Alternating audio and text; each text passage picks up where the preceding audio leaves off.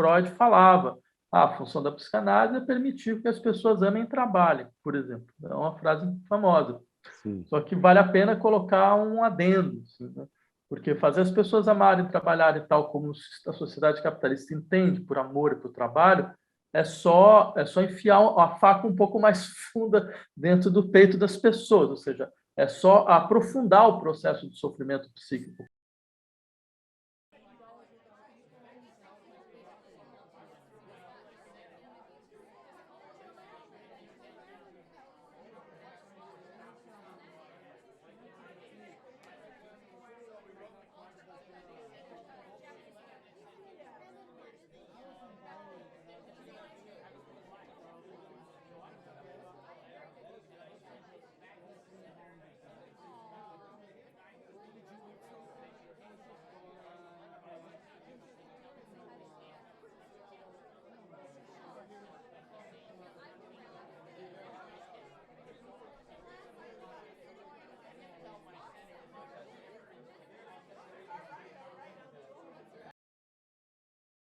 Antes de mais nada, eu queria desejar a vocês as boas-vindas, Vladimir Safatli, novamente ao canal Inconsciente Coletivo, inaugurando a temporada de 2022 da nossa série É Preciso Falar sobre Saúde Mental, parceria com a Fundação TID Setúbal. O tema dessa nossa conversa, aqui também juntamente com Rafael Alves Lima, que fez um doutorado na USP, cujo título é Psicanálise na Ditadura Civil-Militar Brasileira 6485, História, Clínica e Política. Vladimir estava na banca dessa tese e aprovou com louvor, pelo que eu soube. Então, esse é o quórum. A nossa ideia é a gente fazer aqui uma conversa, a gente vê em que medida a gente consegue abarcar em 1 hora de conversa a retomada do percurso histórico da inserção e desenvolvimento da psicologia e da psicanálise no Brasil, como ponto de partida para a gente compreender um pouco o status quo da saúde mental hoje em dia. Vladimir, você teria uma consideração inicial? Tá.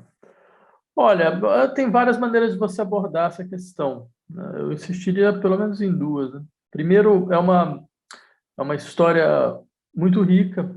Ela é uma história, eu digo rica em todos os sentidos, porque ela não só se desenvolveu como clínica, mas ela também se desenvolveu como crítica da cultura. Isso fez com que a psicanálise conseguisse ocupar uma posição, eu diria, anômala, né, no campo da reflexão nacional. No caso brasileiro, é difícil se encontrar um país onde a psicanálise tem uma interlocução tão forte com a sociedade quanto o Brasil, né? Ou seja, não só pela sua presença na universidade, mas também pela sua presença no debate público. Isso é um lado, só que tem um outro lado também. Eu acho que a tese do Rafael, inclusive, colabora muito nesse sentido. Eu acho uma tese que eu sou entusiasta da sua publicação, acho que ela traz uma série de elementos importantes para constituir a história real da psicanálise, porque, por outro lado, é evidente que a psicanálise brasileira ela tem um marcador de classe muito forte, desde o seu início.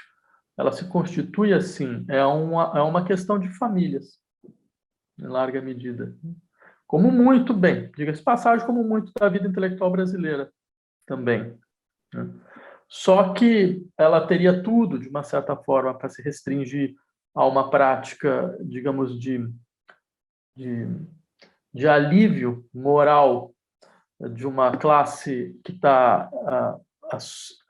está desconectada da vida nacional, que é uma classe que precisa, a todo momento, de trabalhar como se fosse uma questão absolutamente psíquica, as marcas da violência social, da qual ela também é uma responsável, ela é responsável direta. Então, ela teria tudo para fazer isso, só que ela conseguiu, nos seus melhores momentos, se desenvolver também como uma promessa de uma outra forma de clínica, uma clínica que fosse realmente sensível ao que significa o sofrimento social no Brasil, como ele impacta o sofrimento psíquico, as formas de violência no Brasil, como essas formas de violência elas determinam regimes muito específicos de escuta, ou, em muitos casos, o que esse é o lado complicado, regimes muito específicos de silenciamento, de incapacidade de escuta.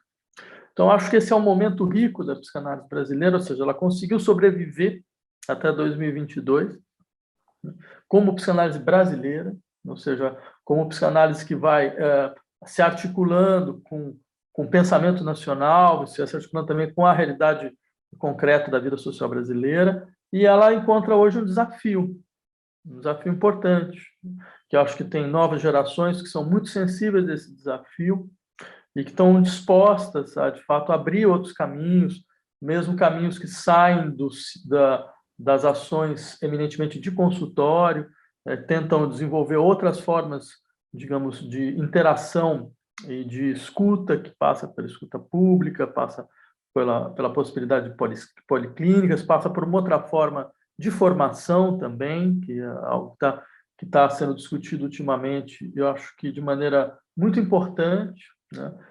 Claro que por questões complicadas, ou seja, grupos que vão tentando, à sua maneira, fornecer diplomas de psicanálise, coisas dessa natureza, ou seja, garantindo uma experiência de clínica que é fundamentalmente vinculada a certos processos não mensuráveis, no sentido de generalizáveis, que diz respeito aos processos individuais, mesmo de tratamento. Eu diria que, mesmo nesses casos, isso acabou implicando ou obrigando que setores importantes da psicanálise repensassem também seus processos de formação. Ou seja, há um campo interessante a ser desdobrado. Acesso elitizado é uma questão? Sempre foi. Sempre foi uma questão durante muito tempo, né? Agora, a questão do que significa o acesso elitizado é que me parece a questão interessante, porque durante muito tempo essa questão ela ficou praticamente restrita ao problema do preço das análises. Já nos anos 80, essa questão era colocada dessa forma, né? De fato, a análise é cara, então isso acaba tendo uma configuração de classe muito específica, e alguns analistas tentavam resolver esse problema tendo uma certa liberalidade, na qual você acabava também aceitando pessoas que poderiam pagar muito pouco, né? Como se fosse uma espécie de compensação, o que eu acho que está longe de ser uma situação boa, porque isso implica, inclusive, na posição de certos analisandos dentro do processo transferencial, né? Porque imagina, vamos que você é um analisando que paga pouco para um analista que normalmente cobra muito. Claro que você tá lá como um favor, praticamente. Você se sente como alguém que está, de uma certa forma, recebendo algo que vai te algo muito valioso, de uma certa maneira, entendeu? Que acaba, de uma forma muito evidente, interferindo na relação analítica, né? Então, acho que essa é uma má saída, né? Sem contar, bem, o fato de você ter preços muito, muito altos faz com que o sujeito trate sua neurose como se fosse uma coisa enorme, né? Já ainda é mais complicado ainda você conseguir resolver. Então, acho que essa questão concreta é uma questão séria, muito séria mesmo. Ela tem implicações clínicas, não é só uma questão de isolamento social da psicanálise, mas ela tem implicações clínicas no processo analítico, muito claro. Mas eu insistiria que não é só isso que está em jogo, né? Está em jogo também a constituição de um tipo de escuta que não escuta certas coisas, né? O recorte racial entra nisso? Esse é um caso clássico. Recorte racial, recorte de classe. De fato, diria, o recorte racial significa, entre outras coisas, talvez, inclusive, até pela configuração mesma de classe da psicanálise, acho que nessas circunstâncias é importante se assumir a configuração, né? Porque isso pode ter uma certa utilidade, porque isso pode, inclusive, ser a repetição de uma certa configuração de classe da sociedade, né? Então, você pode fazer circular coisas que você não consegue circular na sociedade. Não no sentido que você escuta melhor, digamos, por exemplo, eu sou uma pessoa branca, né?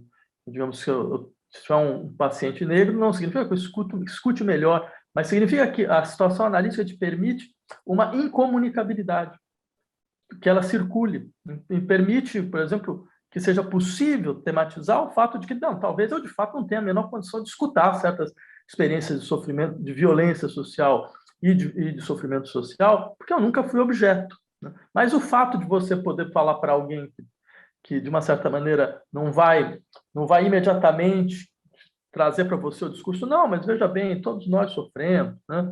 Cada um à sua maneira, afinal de contas, ou isso não se trata aqui, se trata em outro lugar. A partir do momento que você tem um espaço onde é possível criar uma interlocução a partir da incomunicabilidade, você não, de fato, tem alguma coisa que não passa, isso pode ter, mais uma vez, efeitos clínicos muito importantes, por incrível que pareça. Né? Então, Vladimir, antes de eu entrar no assunto que é de domínio do Rafael, será que a gente consegue, até chegar no tempo da ditadura, o que aconteceu com a psicanálise no Brasil? Só para a gente ter um contexto. Não, mas eu acho que nesse caso é melhor perguntar direto para o Rafael, porque eu acho que é o seu tema de trabalho. Eu acho que ninguém é melhor aqui para falar isso do que ele. Então, vamos embora, Rafael. Por onde que a gente começa? Vamos lá. O que você quer perguntar? Então, eu queria saber qual o status da psicanálise no Brasil até a ditadura. E aí depois a gente falar um pouco sobre a ditadura. Bom, até a ditadura, a gente tem um conjunto bastante extenso e heteróclito, né, de entradas, né, recepções, absorções da psicanálise no campo da clínica e no campo da cultura, né, como lembrou o Vladimir no começo. As entradas elas são um tanto simultâneas, digamos, quase simultâneas, né? Enfim, o primeiro momento em que a psiquiatria leitora de Freud, né, passa a receber, passa a incorporar enfim, a teoria freudiana e a clínica freudiana, passa a integrar, né, nas suas práticas, nos grandes hospitais psiquiátricos públicos, especialmente, né, e, em paralelo, existe uma espécie de recepção estética, isso é interessante de pontuar, porque estamos justamente nos 100 anos da Semana de 22, que é uma entrada bastante importante também, feita pelos modernistas, especialmente Oswald e Mário de Andrade, né? Não só. Né? A gente teve, por exemplo, uma figura como Menotti Del Picchia, que esteve entre os fundadores da Sociedade Brasileira de Psicanálise de São Paulo, Durval Marcondes, escreveu na revista Claxon, enfim, tem uma conversa aí entre a primeira recepção da psicanálise pelo movimento modernista e a circulação dentro da ambiência psiquiátrica também nesse momento. Claro que não é uma recepção pura, né? Ela é submetida às condições também em que se pensava a psiquiatria nesse momento. Ela muitas vezes se misturou com agendas absolutamente estranhas à psicanálise, como o racismo científico, uma espécie de herança esquisita da teoria da degenerescência, que o Foucault trabalha tão bem nos livros dele. Barbacena, onde entra nisso aí? Barbacena acaba sendo um exemplo dessa história, né, de como funcionavam os antigos manicômios, né, no Brasil. Isso daí é um processo que vem do século XIX, na verdade, atravessa a primeira metade do século XX, né, até um pouco mais, assim, até na verdade, para ser bem sincero, a reforma psiquiátrica nos últimos anos da ditadura. Enfim. A psicanálise é recebida dentro desse quadro paradoxal, isso atravessa aí os anos 20, 30, 40, nos anos 50, isso, enfim, a agenda, né, do racismo científico, da higiene mental, né, como se chamava, cai, né, a psicanálise pode um pouco se reencontrar consigo mesma no Brasil ao longo dos anos 50, mas ela acaba também ingressando como uma espécie de discurso fundamental para a organização de uma modernização conservadora, isso especialmente nos anos JK, né? Enfim, a psicanálise, primeiro, né, passa pelos seus primeiros processos de institucionalização no Brasil. Nos anos 50, a gente tem os primeiros movimentos psicanalíticos começam a se configurar enquanto instituições de psicanálise voltadas para formar novos psicanalistas. Enfim, em um primeiro momento concentrada nas grandes capitais, né, em grandes capitais, como Rio de Janeiro, São Paulo, Porto Alegre, um pouco nos anos 60. Bom, esse discurso também tem lá os seus paradoxos, né? Quer dizer, um momento em que a ideia dos 50 anos em 5, né, que era a grande propaganda política do JK a respeito do seu próprio governo, a psicanálise acaba sendo bem recebida nesse horizonte de construção de um Brasil moderno, à altura, digamos assim, das subjetividades do hemisfério norte, né? E com isso também tem vários paradoxos que acabam não correspondendo, né, à própria inclinação crítica, né, da psicanálise. Então, a psicanálise, até a ditadura, se eu puder resumir uma frase, a psicanálise ela teve um movimento de crescimento, de expansão, uma presença muito importante na cultura brasileira, né? Mas ela foi carregando, né, um caminhar meio trôpego, uma série de contradições e paradoxos das circunstâncias políticas das décadas anteriores. E todos esses paradoxos aportam na situação do golpe de 64. Acho que eu nunca podia falar disso em tão poucas palavras, mas se eu puder resumir, eu diria isso. Mas eu acho que essa questão que o Rafael levantou tem um ponto muito interessante, que é exatamente a maneira com que a psicanálise, acho que não só no Brasil, porque em outros países da América Latina isso também ocorreu. Ela se associou a um certo discurso do déficit de normatividade da sociedade, ou seja, falta lei, a lei funciona mal. A lei funciona mal no Brasil, a lei funciona mal no Chile, a lei funciona mal. Isso a psicanálise muitas vezes utilizou como discurso, que, na verdade, é um discurso social muito forte de um certo setor da reflexão sobre os impasses da modernização social desses países, e que hoje é muito claro como esse tipo de discurso ele tem um caráter conservador, evidente, né? Que a psicanálise também, à sua maneira, se associou, pelo menos um setor dela se associou durante um tempo. Mas eu acho também importante lembrar que aí talvez fosse também importante trazer a contextualização global da inserção da psicanálise. Não só porque a vertente estética da psicanálise ela é um eixo importante desde a França até a Alemanha. O caso da inserção estética da psicanálise na França é enorme. É a consolidação do setor do modernismo, através do surrealismo. O Lacan, o eixo de inserção do Lacan não é pelo eixo médico, é pelo eixo estético. Não é à toa que as três únicas pessoas que fizeram uma resenha da tese de doutorado do Lacan, um é um amigo, então não conta. Amigo nessas horas que é Henriet. E os outros dois, um era o Salvador Dalí e o outro é o Paul Nizam. Então você pode imaginar o que é um psiquiatra receber uma resenha do Salvador Dalí, né? É algo singular, ao menos que se possa dizer. Mas o caso argentino, é isso que eu estava querendo chegar, ele tem uma semelhança, de uma certa forma, com alguns elementos importantes do Brasil, mas talvez de uma maneira mais interessante durante certo tempo, porque além da vertente estética que era forte, Oscar Massota, um caso exemplar, tinha o grupo Plataforma, da Maria Langer, que era um pessoal que trabalhava muito claramente com essa ideia de levar a psicanálise para um outro tipo de público, para explorar a força política da psicanálise.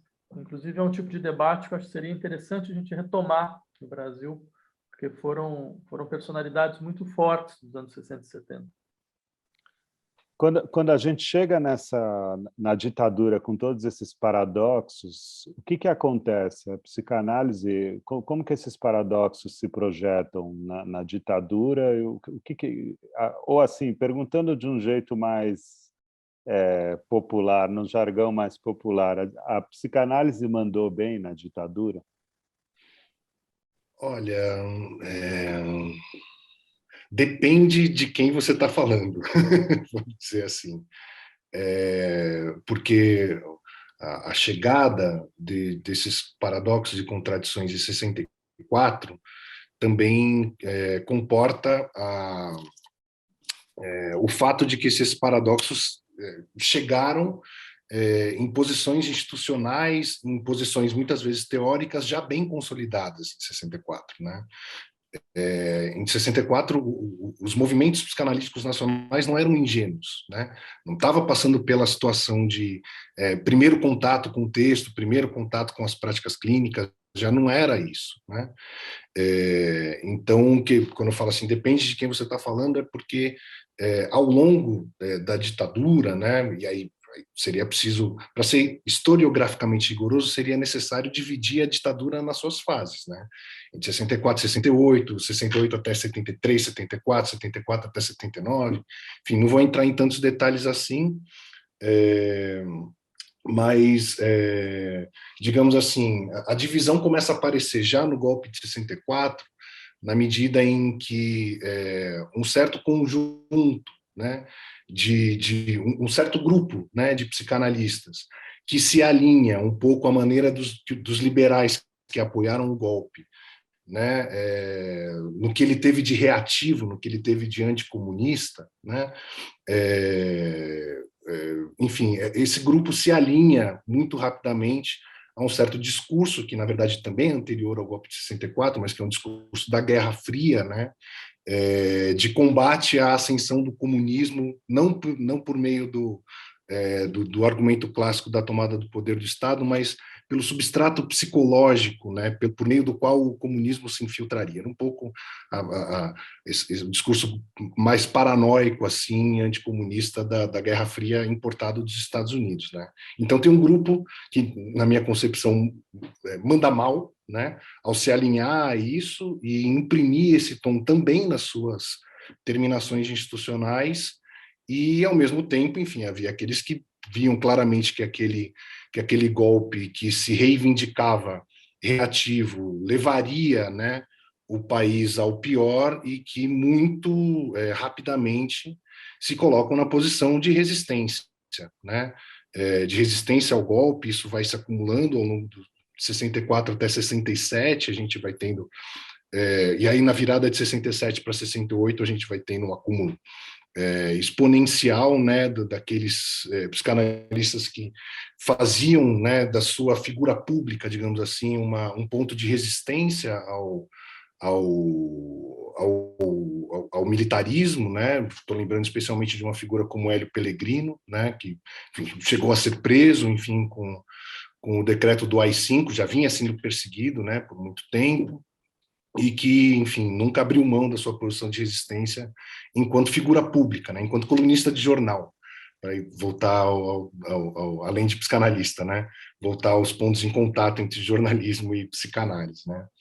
Então, é claro que durante a regência do AI-5, as perseguições aconteceram, né, teve gente que foi presa, teve gente que foi perseguida, enfim, muita gente se exilou. Acho que isso também é um elemento importante da gente colocar, porque a possibilidade de mandar bem passava por, primeiro, sobreviver, né, e segundo, encontrar condições de trabalhar, né,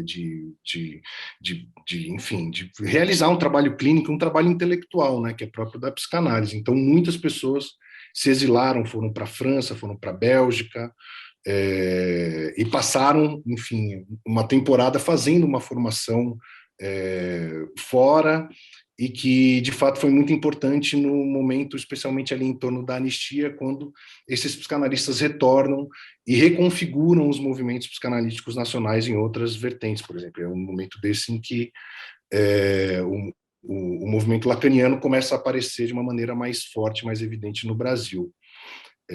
Então, assim, teve sístoles e diástoles, né? É muito difícil a gente fechar, seria preciso examinar cada movimento psicanalítico em cada região também, porque durante a ditadura os movimentos psicanalíticos estavam muito concentrados no eixo sul-sudeste, né? E já no final da ditadura ele está mais espalhado, está mais expandido, digamos assim, em outras regiões do país que não estavam no horizonte do expansionismo das primeiras décadas de implantação.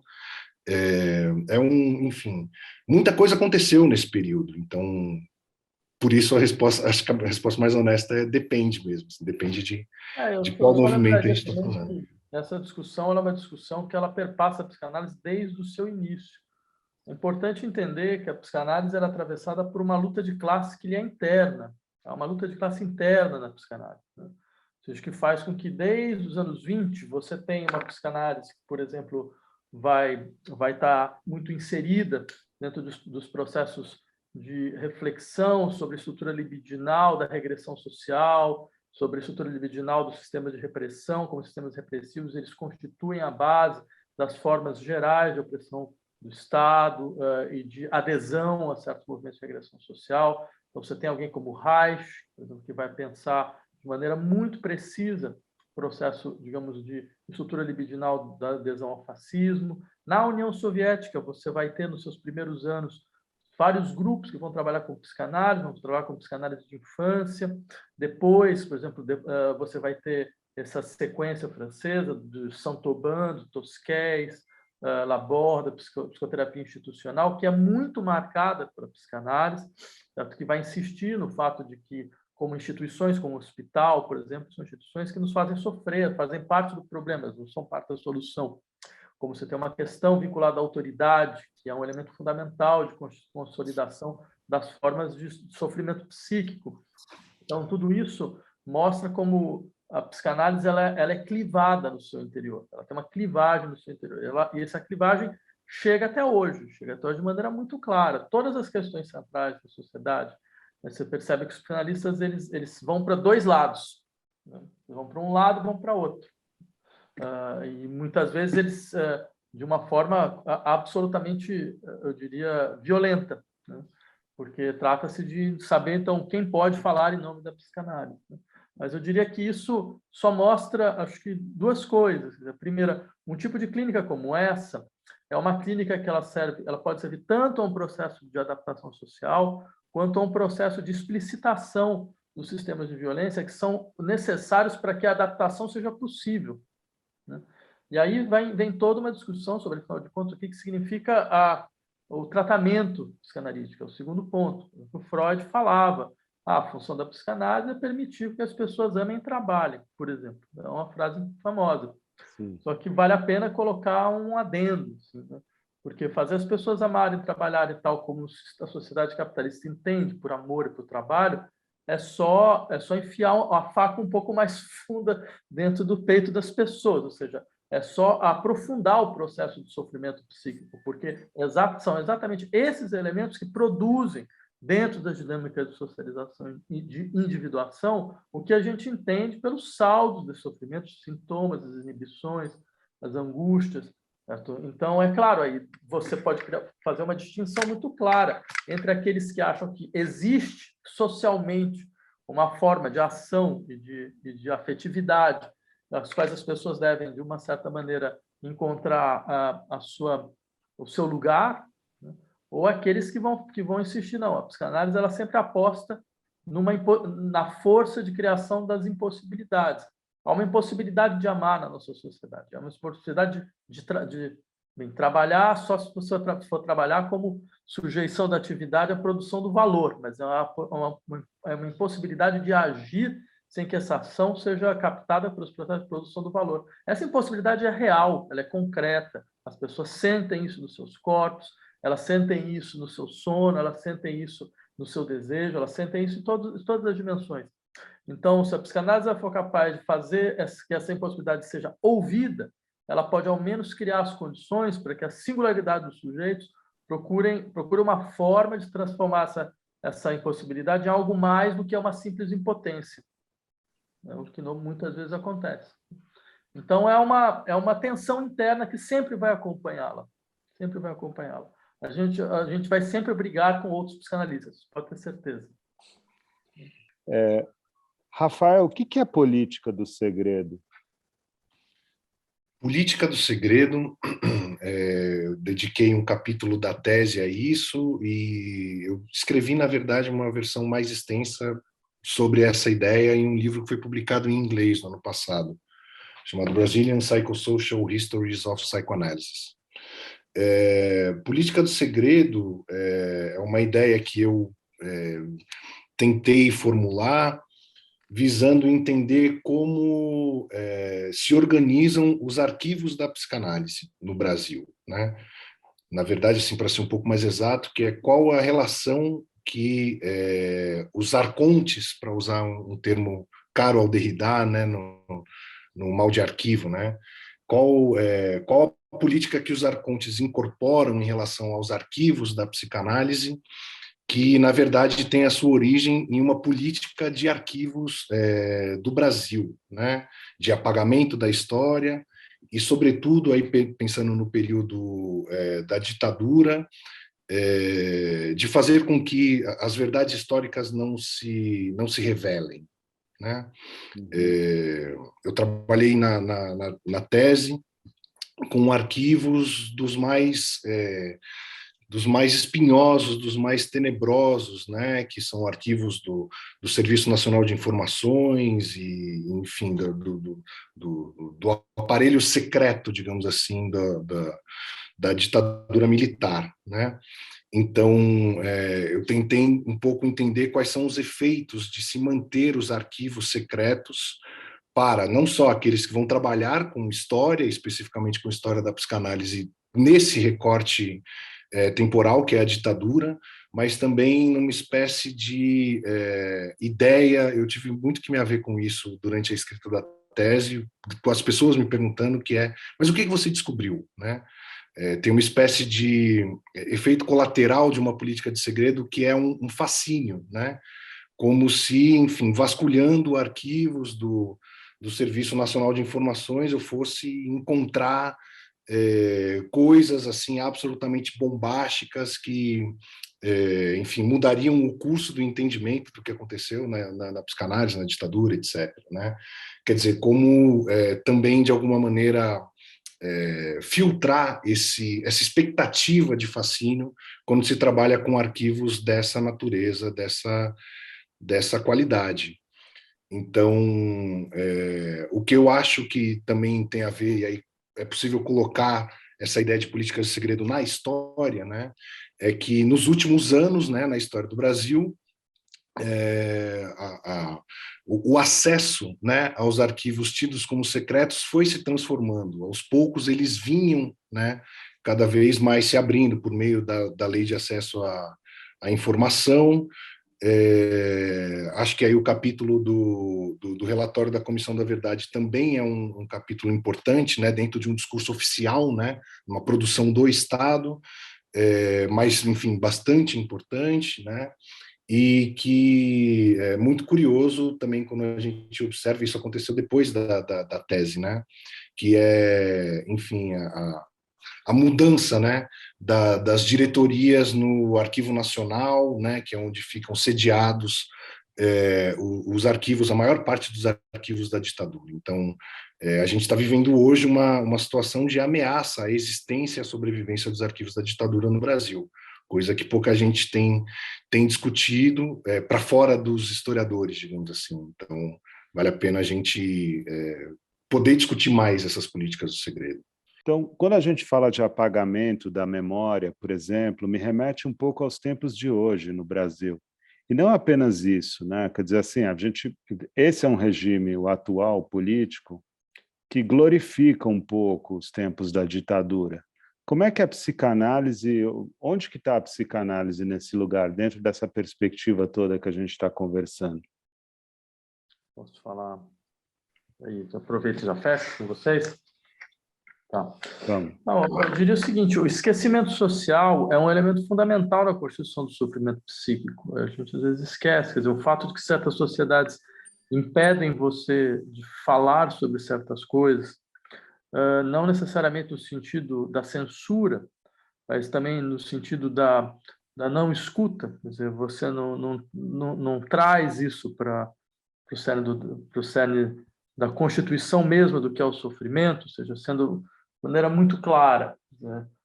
As pessoas podem efetivamente sofrer pela configuração dos debates na vida social, pelo fato de que certas coisas que para elas eram muito importantes, elas não conseguem se fazer mais ouvir, né, no sentido forte do termo.